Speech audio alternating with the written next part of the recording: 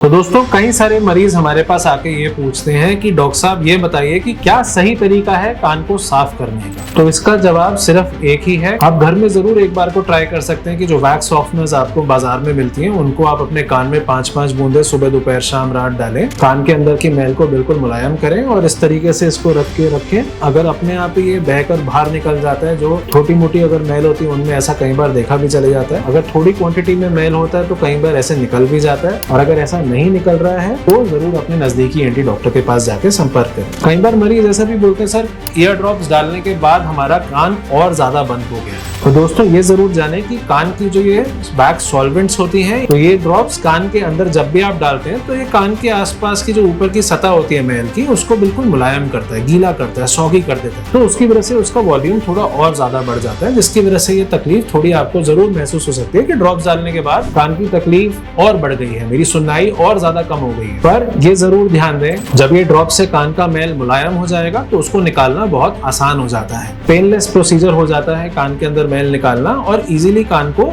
खोला जा सकता है। अगर किसी हार्ड चीज को, कोई पत्थरनुमा मैल को अगर ऐसे पकड़ के निकाला जाए तो वो साइड की खाल पे रगड़ता हुआ आएगा, जिसकी वजह से इन्फेक्शंस के चांसेस बहुत ज्यादा बढ़ जाते हैं। अगर मुलायम मैल को निकाला जाएगा तो इधर उधर कहीं वो ट्रॉमा नहीं करेगा और आपकी कान की खाल बिल्कुल स्वस्थ और हेल्दी रहेगी। कई सारे मरीज हमारे पास इस टाइप के आते हैं कि जब वो अपने कान के अंदर कॉटन बड से जब सफाई करे थे, वो साफ करने के बाद से जो सुनने में दिक्कत थी वो और ज्यादा बढ़ गई। तो इस केस में क्या होता है कि कान के बाहर जो बाल हैं उनके आसपास में जो मैल बनती है उसको निकालने की बजाय जो हमारा ईयरबड होता है वो आगे से गोल होता है, तो उसको आप बल्कि इस कान को अंदर मैल को साथ में अंदर ले जाते हो और पुश करके पर्दे के ऊपर पूरा जमा देते हैं। इस कारण पर्दे के पास जो आवाज पहुंच भी रही थी अब वो भी नहीं पहुंच पाती। अगर पर्दा पूरी तरीके से मैल से ढक गया है तो उसमें सुनाई की तो दिक्कत आनी ही है। तो सही तरीका यही है कि इसको सही तरीके से एक डॉक्टर से निकलवाएं, पर जब भी डॉक्टर के पास जा रहे हो तो कान में अपनी वैक्स ड्रॉप्स डालकर जाएं कि आराम से इसको साफ करते समय आपको कोई तकलीफ ना महसूस हो। तो ध्यान दें कि कान को